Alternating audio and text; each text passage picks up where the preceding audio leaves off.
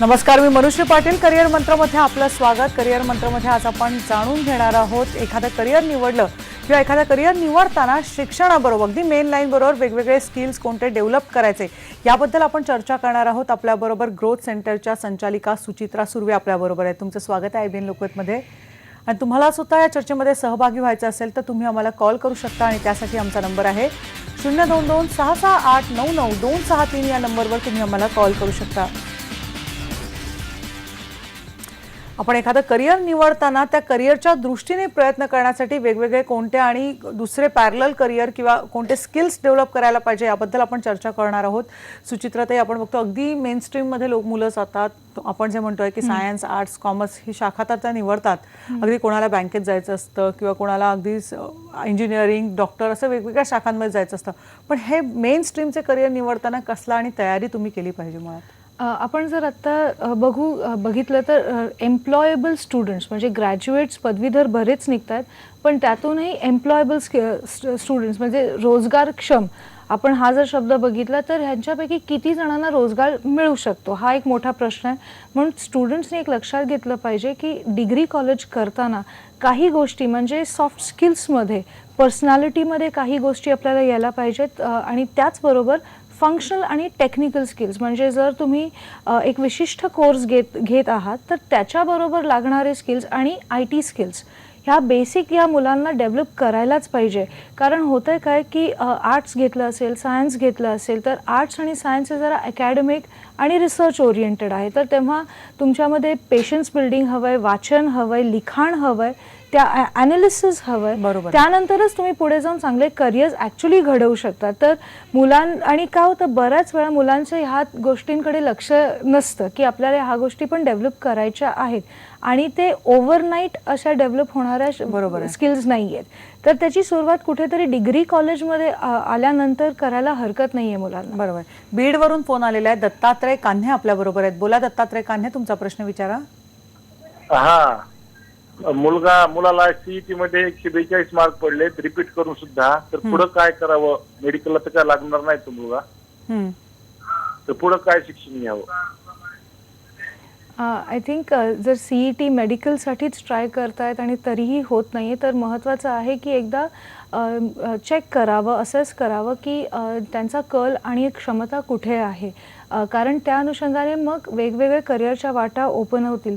जर सायन्समध्येच राहायचं आणि रिसर्च करायचं असेल तर प्युअर सायन्सेस घेऊन, मग ते जीवशास्त्र असेल, भौतिकशास्त्र असेल किंवा काही वेगळं घेऊन फूड सायन्स असेल, पर्यावरण म्हणजे एन्व्हायरमेंटल टेक्नॉलॉजी असेल, असेही कोर्सेस करून ते पुढे एक चांगलं करिअर करू शकतात. अकोल्यावरून फोन आहे. निलेश उभे आपल्याबरोबर आहेत. बोला निलेश, तुमचा प्रश्न विचारा. मॅडम, 12th शिकत आहो. अकोल्याला माझी PET ची एक्झाम झालेली आहे आणि मला त्याच्यामध्ये 150 मिळालेले. तर मी सध्या कोणतं कॉलेज निवडायला हवं म्हणजे पुणे युनिव्हर्सिटी अंदर? मला प्रश्न आपण बघतो की CETचे 150 मार्क मिळाले. पुणे युनिव्हर्सिटीच्या अंदर कोणते कोणते कॉलेजेस साधारणतः? कॉलेजेसच्या ऐवजी कारण आता ऑनलाईन प्रक्रिया आहे, कुठे त्यांनी अप्लाय करावं म्हणजे त्यांनी कट ऑफ्स बघून अप्लाय करावं हे जास्त महत्त्वाचं आहे. कारण जेव्हा आपण ऑनलाईन प्रक्रियेत असतो तेव्हा कुठलं कॉलेज निवडणं आपण फक्त एक ऑप्शन म्हणून त्यांना चूज करू शकतो, पण फायनली कुठली कॉलेज आपल्याला एक्सेप्ट करतं, ॲडमिशन देतं हे डिस्क्रिशन त्या सॉफ्टवेअर किंवा त्या पूर्ण प्रोसेसवर आहे. तर आय थिंक त्यांनी गेल्या वर्षीचे कट ऑफ पाहूनच अप्लाय करणं जास्त योग्य ठरेल. बरं, आपण स्किल डेव्हलपमेंटबद्दल बोलतोय. साधारणतः मुलांचं आजकाल सर्रास आपण बघितलं जातं अगदी आर्ट्स, कॉमर्स, सायन्स कोणतीही डिग्री घेतली की MBA करण्याकडे मुलांचा कल जास्ती असतो. जर MBA तुमचं एम असू शकतं किंवा MBA तुम्हाला करायचं असेल तर सुद्धा कॉलेजमध्ये तुम्ही काही वेगळे स्किल्स डेव्हलप करायला पाहिजे का? MBA साठी मुळात लागणार आहे communication skills, presentation skills, leadership skills, आपली थिंकिंग अबिलिटी कशी आहे, आपण नीट काही गोष्टी ऑर्गनाईज करू शकतो का, आणि त्याचबरोबर महत्त्वाचं आहे की आपण किती चॅलेंजेसना फेस करू शकतो आणि आपली निर्णय क्षमता कशी आहे. कारण का मॅनेजमेंटच्या जेव्हा आपण कोर्स करण्याचा प्रयत्न करतो तेव्हा नेक्स्ट रोल काय आहे त्याचा मॅनेजेरियल, जिथे जास्त स्टेक्स हाय असतात, रिस्क हाय असतात आणि निर्णय क्षमता महत्त्वाची आहे, पीपल स्किल्स लागतात. तर मुलांनी ह्या सगळ्या गोष्टींचा विचार करून वेगवेगळे जे इव्हेंट्स आहेत कॉलेजमध्ये, प्रोजेक्ट्स आहेत त्याच्यात लक्ष देऊन आणि हे हळूहळू स्किल्स डेव्हलप करायला सुरुवात करायला हवी, बरोबर. एस्पेशली जर मॅनेजमेंट हा फोकस असेल तर. अकोल्यावरून फोन आलेला आहे, अंकुश सिरसाट आपल्या बरोबर आहेत. बोला अंकुश, तुमचा प्रश्न विचारा. हॅलो मॅडम, हा बोला. आताच आम्ही दिलेली आहे मी. हम्म. अंकुश, तुमचा टीव्हीचा आवाज कमी करा आणि सलग प्रश्न विचारा. हो हॅलो मॅडम, हम्म. मी परीक्षा दिलेली आहे. हा बोला, तुमचा प्रश्न काय आहे? तर आम्हाला प्लस चालेल का? अंकुश, तुमचा प्रश्न नीट ऐकू येत नाही, पुन्हा एकदा विचारा. आम्ही 10वीची परीक्षा दिली आहे, हो. IT प्लस चालेल का? IT मध्ये जायचं आहे, 10वीची परीक्षा दिलेली आहे, काय नेमकं सांगा? IT क्षेत्रामध्ये जायचं असेल तर सर्वात महत्त्वाचं हे चेक करायला पाहिजे की जर सॉफ्टवेअरमध्ये इंटरेस्ट असेल तर गणिताचा ग्रास्प कसा आहे, कारण का पुढचे जे कोर्सेस आहेत त्याच्यासाठी गणित लागणार आहे. आयदर 10वी नंतर कुठला छोटा डिप्लोमा करू शकतात किंवा 12वी नंतर सायन्स, आर्ट्स, कॉमर्स काही घेऊन पण गणित हा विषय ठेवून पुढे आयदर BSc IT किंवा BCA सारखा कोर्स करू शकतात किंवा इंजिनिअरिंगच्या रूटने ITला जाऊ शकतात किंवा ग्रॅज्युएशन केल्यानंतर देखील ITचे ऑप्शन्स आहेत. हे करता करता देखील जर सॉफ्टवेअरमध्ये इंटरेस्ट असेल तर मग लँग्वेजेस शिकणं, तत्सम सर्टिफिकेशन्स घेणं हे महत्त्वाचं आहे. तर ITसाठी एस्पेशली मुलांना एक सजेशन असेल, जर तुम्हाला अपग्रेड करण्याची सवय असेल आणि तयारी असेल तर IT सारख्या फील्डमध्ये जायला काही हरकत नाही. काल्हेरवरून फोन आलेला आहे, सतीश भोसले आपल्या बरोबर आहेत. बोला सतीश, तुमचा प्रश्न विचारा. हा नमस्ते मॅडम. हम्म. मला असा प्रश्न विचारायचा आहे की डिग्री हा मॅडम डिग्री इन आर्किटेक्चर हम्म. डिग्री इन आर्किटेक्चर आणि डिग्री इन सिव्हिल इंजिनिअरिंग हम्म. या दोघांमध्ये काय फरक आहे आणि आर्किटेक्चरला गव्हर्नमेंट जॉब मिळू शकतात काय? ओके. आर्किटेक्चर हे मुळात डिझायनिंगचं क्षेत्र आहे, जिथे आपण बिल्डिंग किंवा कुठलीही इमारत डिझाईन करतो. त्याचं कशी प्रकारचं असणार, काय in terms of structural engineers आणि सिव्हिल इंजिनियर्स बरोबर हे काम करतात. म्हणजे 12वी नंतर हा कोर्स आहे. सिव्हिल इंजिनिअरिंग जे लागणारं मटेरियल आहे, इमारत उभी करतात, बरोबर. किंवा रस्ते आहेत, इन्फ्रास्ट्रक्चर डेव्हलपमेंट आहे, त्याच्यामध्ये सिव्हिल इंजिनियर्स काम करतात. ऑफकोर्स दोघंही एकत्र, म्हणजे बऱ्याचशा ठिकाणी आर्किटेक्ट्स आणि सिव्हिल इंजिनियर्स एकत्र काम करतात. गव्हर्नमेंट जॉब्स म्हणालात तर आपण गव्हर्नमेंट डिपार्टमेंट्समध्ये जिथे आर्किटेक्चर किंवा अर्बन प्लॅनिंग किंवा जे ट्रान्सपोर्टेशन प्लॅनिंग आहे तिकडे जाऊन देखील आर्किटेक्चरचे स्टुडंट्सना जॉब पुढे मिळू शकतात. बरं. माजलगाववरून एक फोन आलेला आहे, रेखा आपल्या बरोबर आहेत. बोला रेखा, तुमचा प्रश्न विचारा. मॅडम, माझ्या मुलाची 12वी झालेली आहे हम्म. आणि त्याला 55% आहेत मॅडम. हा, कोणत्या शाखेत त्यांनी 12वी दिली आहे? हा, कोणत्या शाखेत दिली आहे? सायन्स, आर्ट्स, कॉमर्स कशात त्यांनी केले 12वी? सायन्स मध्ये दिली मॅडम, सायन्स. आणि ते कोणत्या क्षेत्रात जावं, त्याला 100 आहेत मॅडम CET ला. 100 मार्क आहेत CET ला, कोणत्या क्षेत्राचं? 100 मार्क आहे तर त्यांनी पुन्हा एकदा विचार करायला पाहिजे की पुढे त्यांना झेपणार आहे का. पण स्ट्रीम्स भरपूर आहेत इंजिनिअरिंगमध्ये. जर आपण मेकॅनिकल म्हणालो, सिव्हिल IT किंवा EXTC, टेलिकम्युनिकेशन, असे वेगवेगळे स्ट्रीम्स आहेत मुलांसाठी. पण इथे काम करताना एक लक्षाला घेतलं पाहिजे की फिजिक्स जर स्ट्रॉंग असेल तर मेकॅनिकल इंजिनिअरिंगसारखा कोर्स चांगला होऊ शकतो किंवा सहज जाईल. इलेक्ट्रॉनिक्स अँड IT, म्हणजे जर त्यांना इलेक्ट्रॉनिक आयटम्स जे आहेत, म्हणजे मे बी AC असेल, फ्रीज असेल, ह्यांना वेगवेगळ्या प्रकारे तयार करण्याचं किंवा त्याचं काही प्रशिक्षण घ्यायचं असेल तर ह्या फील्डमध्ये जायला हरकत नाही आहे. स्पेशलायझेशन्स भरपूर आहेत. आता महत्त्वाचं असणार की कुठल्या फील्डमध्ये, कारण त्याची आवड काय मुळात मुळात आणि ऑनलाईन प्रक्रियेमध्ये तो कसे चॉईस करतो आणि कुठल्या लेवलवर कॉलेजेस आणि कुठल्या स्पेशलायझेशनसाठी त्याला मिळणार आहे हे पाहावं लागणार आहे. पैठणवरून फोन आलेला आहे, अरुण काळे आपल्या बरोबर आहेत. बोला अरुण, तुमचा प्रश्न विचारा. नमस्कार, बोला. मॅडम, माझी BSc फर्स्ट इयर मी सध्या झालं माझं पूर्ण. हा, त्याच्यानंतर पुढची प्रोसिजर मी MSc करावं का एखादा डिप्लोमा वगैरे का, त्याच्या सिलेक्शन मध्ये कंटिन्यू झालं. BSc कशात केलेलं आहे? रेग्युलर मध्ये, जनरल मध्ये. अच्छा, ओके. रिसर्चमध्ये जर तुला इंटरेस्ट असेल आणि पुढे जाऊन PhD वगैरे करायचं असेल तर MSc केव्हाही केलेलं चांगलं. मग तुम्ही एक स्पेसिफिक विषय घेऊन पुढे जाऊ शकता. पण जर पुढे जाऊन असं वाटतं की माझ्याकडे एवढा अभ्यासासाठी वेळ नाही आणि मला लगेच कुठेतरी एम्प्लॉयमेंट बघावी लागणार आहे तर मग डिप्लोमा करायला हरकत नाही आहे. बरोबर.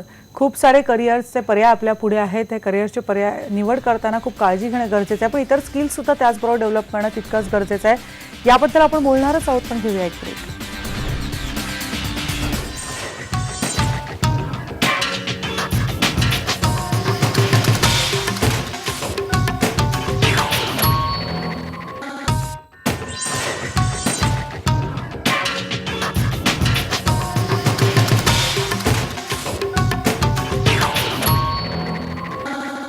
करिअरमध्ये आपण करिअर बरोबर घेण्यात येणाऱ्या वेगळ्या स्किल्सबद्दल बोलतोय. सांगलीवरून फोन आहे. उदय नलावडे आपल्या बरोबर आहेत. बोला उदय, तुमचा प्रश्न विचारा.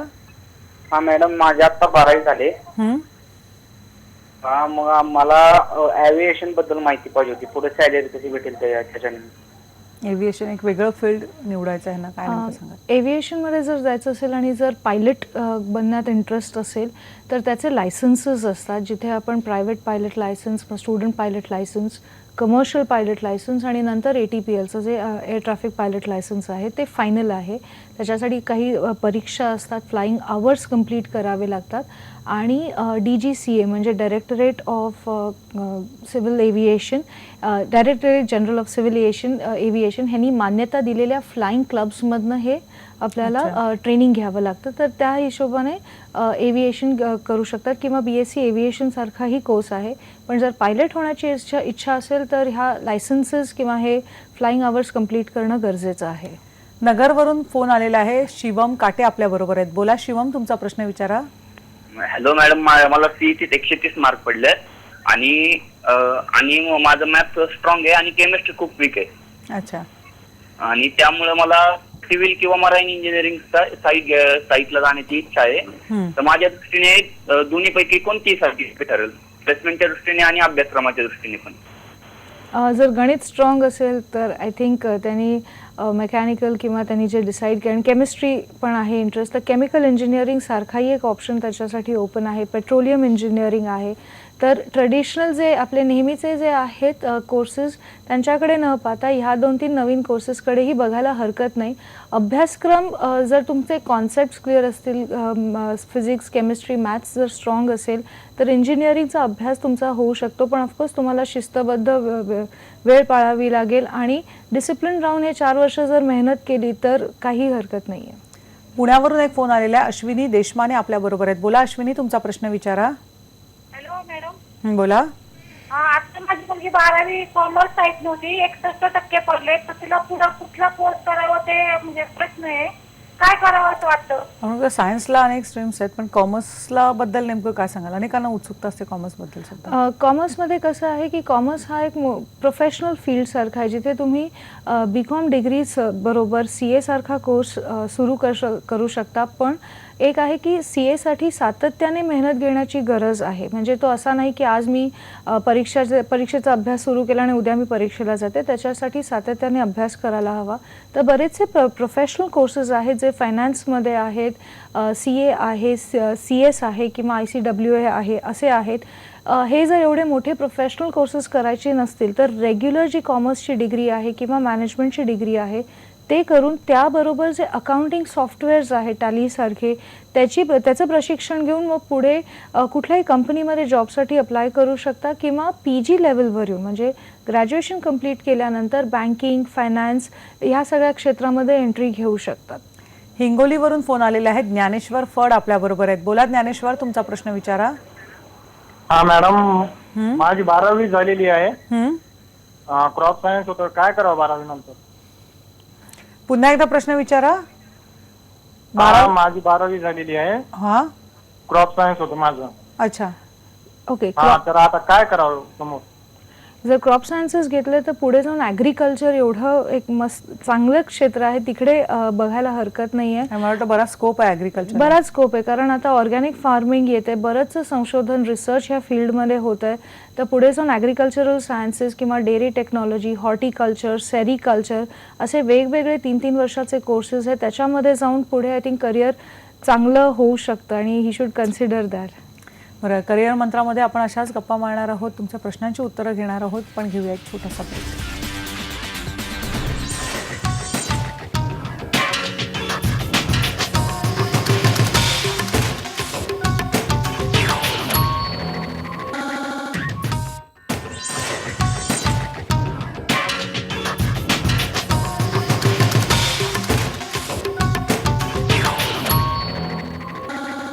करिअर मंत्रमध्ये आपण करिअरच्या वेगळ्या वाटांबद्दल बोलतो आहोत. जळगाववरून फोन आलाय. धनश्री पाटील आपल्या बरोबर आहेत. बोला धनश्री, तुमचा प्रश्न विचारा. हॅलो मॅडम, नमस्ते. नमस्कार, बोला. मला असं विचारायचंय, माझ्या भावाला आता 64% होते. तर त्याचा बीटेक एग्रीला गव्हर्नमेंटला नंबर लागू शकतो का, आणि नाही तर मग त्याचा प्रायव्हेट सेक्टरला लागू शकतो का? ह्याचं उत्तर जरा खरंच कठीण आहे, कारण ऑनलाईन आता प्रक्रिया काय आहे ह्याच्यावरती अवलंबून आहे. कट ऑफ लिस्ट नेमकी काय असेल त्याच्यावर पण सुद्धा बरंच कट ऑफवर, कारण का बरेचसे पालकांचा हाच एक प्रश्न असतो की एवढ्या मार्कांवर किती मिळतील. पण होतं काय की मार्क मिळालेले किती मुलं त्या कोर्स आणि त्या कॉलेजसाठी अप्लाय करत आहे ह्याच्यावरती अवलंबून आहे की फायनल लिस्ट त्या वर्षीची कट ऑफ लिस्टवर डिपेंड असेल. पुण्यावरून फोन आलेला आहे. किशोरी दहीफळे आपल्या बरोबर आहेत. बोला किशोरी, तुमचा प्रश्न विचारा. माझं बीकॉम झालेलं आहे आणि मी पुढे कशामध्ये म्हणजे करिअर करू शकते, किंवा एमकॉम आणि एमबीए सोडून? मुळात आजकाल बीएससी नंतर खूप किंवा आर्ट्स नंतर अनेक ऑप्शन्स असतात. बीकॉम नंतर नेमके कोणत्या प्रकारचे ऑप्शन्स आहेत मुलांकडे? आता हिचा जर एक प्रश्न होता की एमकॉम आणि एमबीए सोडून कॉमर्स हे असं फील्ड आहे जिथे आपल्याला कुठल्याही कंपनीमध्ये किंवा ऑर्गनायझेशनमध्ये आपल्याला अकाउंट्स ह्या डिपार्टमेंटमध्ये, फायनान्स ह्या डिपार्टमध्ये ऑप्शन्स आहेत. तर प्युअर जर कॉमर्स रिलेटेड करायचं असेल तर अकाउंटिंग, फायनान्स, बँकिंग हे करिअर्स किंवा ह्या रिलेटेड कोर्सेस करून पुढे जाणं योग्य. पण हे जर करायचे नसतील तर त्याचबरोबर हॉटेल मॅनेजमेंट, सोशल वर्क असेही किंवा मीडिया फील्डमध्ये असेही फील्ड्स उपलब्ध आहेत कॉमर्स स्टुडंटसाठी. हा एक कम्प्लिटली गैरसमज आहे की हे सगळे फील्ड्स कॉमर्सची मुलं घेत नाहीत, पण हे देखील आहेत जे मुलं करू शकतात पुढे. बरोबर आहे. पुण्यावरून फोन आलेला आहे. देवीदास जावळे आपल्या बरोबर आहेत. बोला देवीदास, तुमचा प्रश्न विचारा. नमस्कार. माझी मुलगी 10वीला आहे यावेळी आणि अपेक्षित मार्क अराउंड 70% आहेत. रिझर्व्ह कॅटेगरी आहे आणि IIT साठी जरा थोडंसं मार्गदर्शन पाहिजे होतं की काय करायला पाहिजे. अच्छा. IITची जर तयारी करायची असेल तर JEE ही परीक्षा द्यावी लागेल. ॲडव्हान्स आणि मेन्स असतील तर आता फॉर्मॅट थोडा बदललेला आहे. काही स्टुडंट्स एक लेवल क्लिअर केल्यानंतर दुसऱ्या लेवलमध्ये जातात आणि IITमध्येच करायचं असेल तर मॅथमॅटिक्स, फिजिक्स ह्याच्यावर खूप फोकस त्यांनी आत्तापासून करायला हवा. कॉन्सेप्ट्स क्लिअर असायला हवे. असं गरजेचं नाही की क्लासेस जॉईनच करायला हवे, पण न करता देखील जर डिसिप्लिन्ड असेल तर नक्की ती पुढे जाऊ शकते. जर असं वाटत असेल की तिला मदत पाहिजे किंवा एक्झाम ओरिएंटेशन आपण ज्याला म्हणतो की ही परीक्षा कशी द्यायची ह्याची जर माहिती हवी असेल तर क्लासेस किंवा कुठे ट्युटरिंग असेल तर ती नक्की करू शकते. आणि इंजिनिअरिंगचे वेगवेगळे राऊंड्स असतात, एस्पेशली काउन्सिलिंग राऊंड्स आपण जेव्हा म्हणतो तिथे ॲडमिशन प्रोसेस वेगळा असतो, पण तयारी आत्तापासून सुरू करणं हे गरजेचं आहे. बरोबर. आपण करिअरच्या वेगळ्या वाटांबद्दल आपण जाणून घेतो आहोत. वेगवेगळ्या वाटांचा आपण विचार करताना मात्र स्वतःचे स्किल्ससुद्धा डेव्हलप करणं तितकंच गरजेचं आहे की भविष्यात तुम्हाला त्या करिअरच्या वेळी तुम्हाला अतिशय ते उपयोगी ठरू शकतात. या चर्चेमध्ये सहभागी झाल्याबद्दल तुमचे आभार. आणि आज करिअर मंत्रमध्ये आपण इथेच थांबणार आहोत. पहा फक्त IBN लोकमत.